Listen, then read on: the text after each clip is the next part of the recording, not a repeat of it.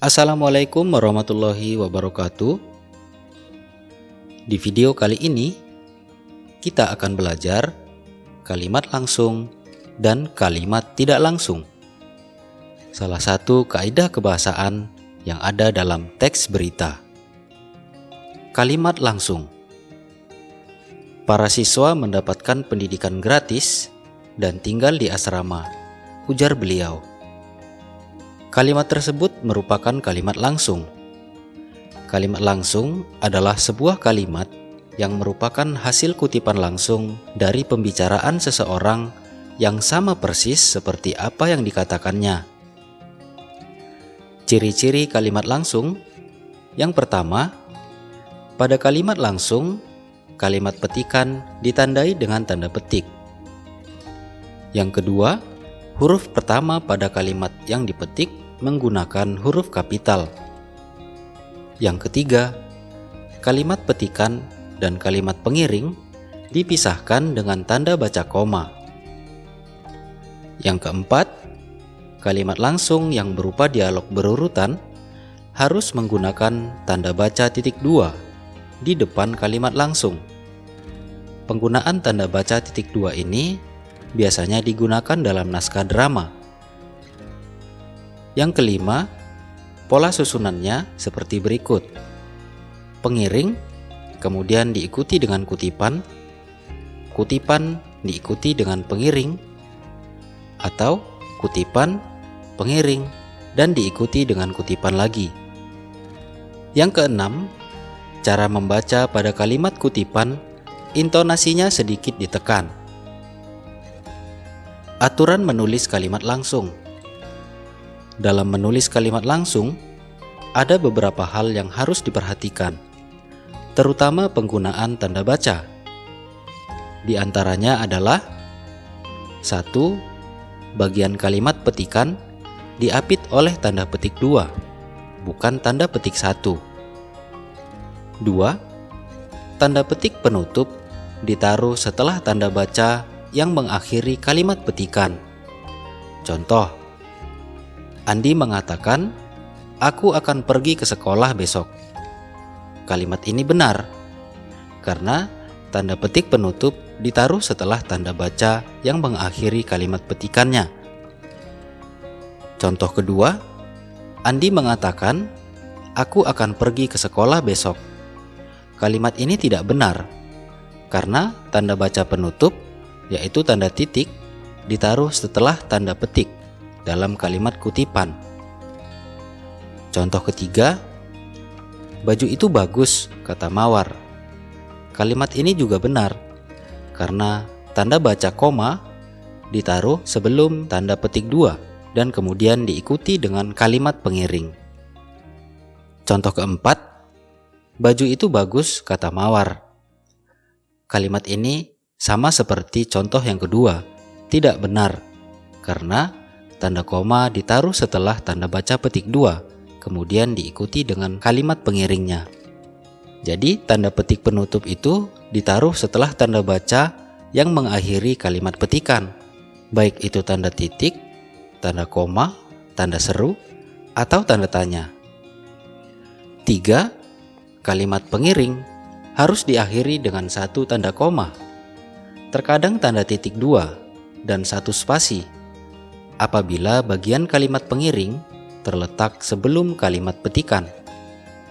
Contohnya, Andi bertanya, "Mau kemana kalian hari ini?" Nah, dalam contoh ini, kalimat pengiring diletakkan di awal kalimat petikan. Jadi, untuk memisahkan antara kalimat pengiring dengan kalimat petikan, harus dipisah dengan tanda koma setelah kalimat pengiringnya. Kita lihat contoh kalimat yang sama tapi dengan pola susunannya yang berbeda. "Mau kemana kalian hari ini?" tanya Andi. Kalimat ini didahului dengan kalimat petikan, kemudian diikuti dengan kalimat pengiring. Untuk memisahkan kalimat petikan dengan kalimat pengiringnya, tidak perlu kita beri tanda koma, karena dalam kalimat ini sudah ada tanda tanya di dalam kalimat petikan.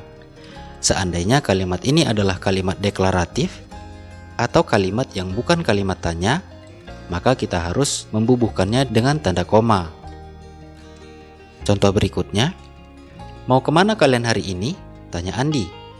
Kalimat ini tidak benar, karena setelah kalimat petikan dibubuhi dengan tanda koma setelah tanda petik, kemudian diikuti dengan kalimat pengiring. Tanda baca koma tidak diperlukan dalam kalimat ini, karena kalimat petikannya sudah diakhiri dengan tanda tanya.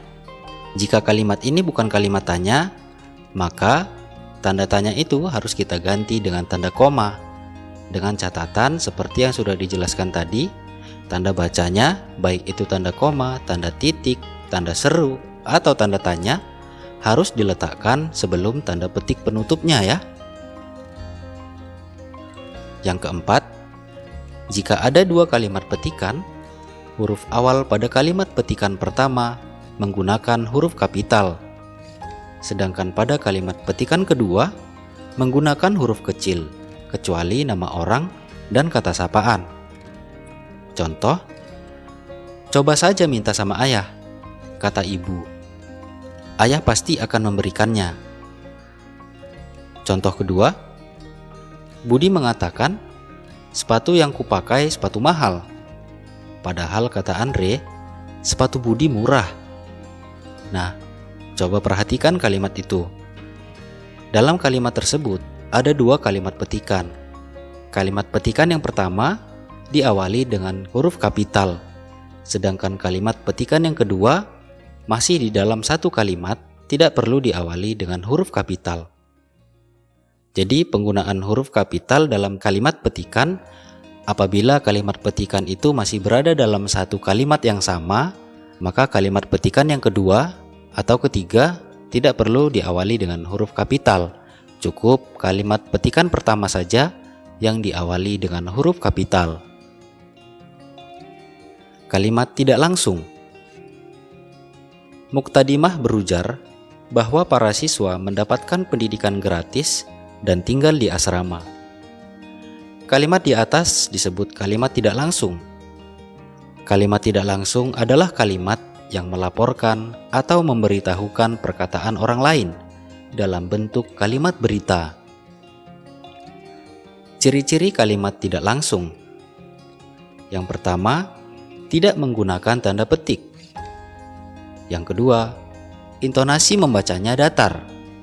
Yang ketiga, terdapat perubahan kata ganti orang, yaitu kata ganti orang pertama berubah menjadi orang ketiga, seperti saya, aku, menjadi dia atau ia. Kata ganti orang kedua berubah menjadi orang pertama, kamu, kalian, menjadi saya, atau penggunaan nama orang. Kata ganti orang kedua dan pertama jamak berubah menjadi kami, kita, dan mereka. Kalian, kami, menjadi mereka dan kami. Contoh, ibu berkata, "Ani adalah anak yang baik." Kalimat ini merupakan kalimat langsung. Apabila kita ubah dalam kalimat tidak langsung, ibu berkata bahwa Ani adalah gadis yang baik. Pak guru berkata, "Kalian harus menjadi anak yang rajin." Kalimat ini merupakan kalimat langsung. Jika kita ubah ke dalam kalimat tidak langsung, maka penulisannya menjadi, "Pak guru berkata bahwa kami harus menjadi anak yang rajin."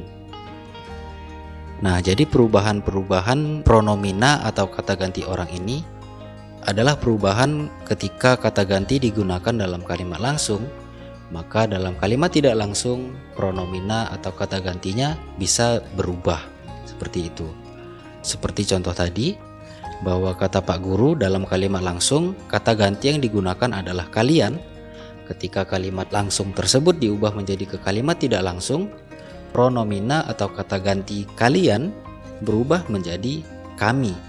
Begitu maksudnya ya. Yang keempat, dalam kalimat tidak langsung biasanya ditambahkan dengan konjungsi bahwa.